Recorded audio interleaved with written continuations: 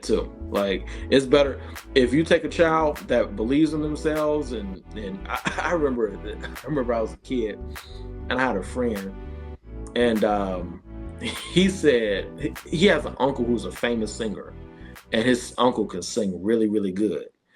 And he was like, I can run real fast and I can sing like my uncle.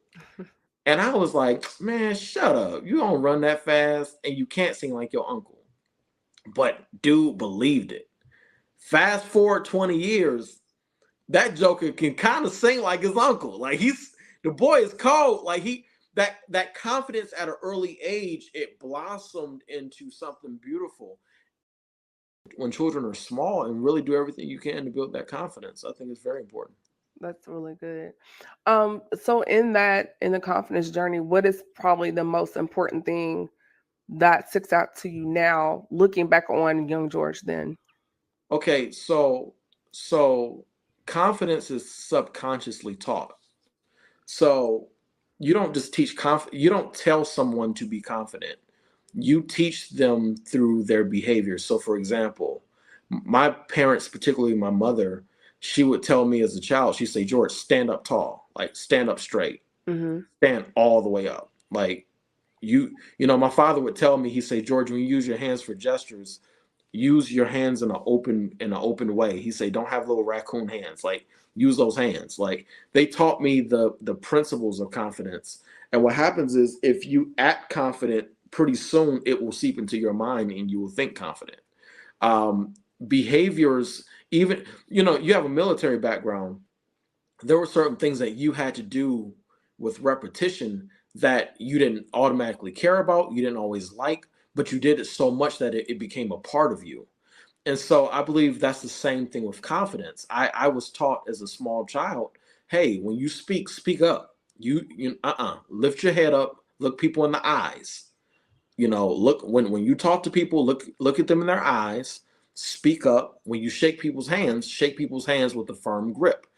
These were the building blocks of confidence that I didn't know were the building blocks of confidence until I got older.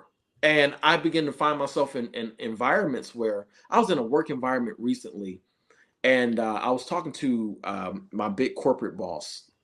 She's like the regional director of the entire state, and also of other regions around the country. Right. And she was talking to me, and she was like, George, I think you could do this. I was like, I don't know. She said, well, George, it's something about your confidence. She said, you approach everything with a certain confidence. I think you can do it.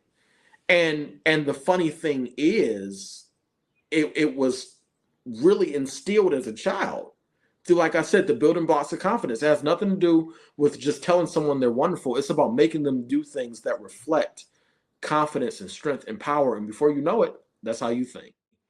The other night, I was supposed to be in the gym because I have things that I'm working on. I have some goals that I'm really shooting for. I'm really about to unlock some stuff in my brand that's going to really shake up some people. And every time I go to the gym, I call that getting my money, because every time I go, I'm building myself in a way that is going to impact my future. Not just how I look, not just how I feel, but it's going to impact my business. And I was so mad at myself because my favorite team was playing that night, and I set out from going to the gym so I could be home in time for the game.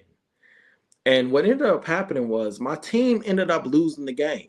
So not only did I not go to the gym, but my team lost. I lost twice. Oh, so you were in your feelings. I lost twice.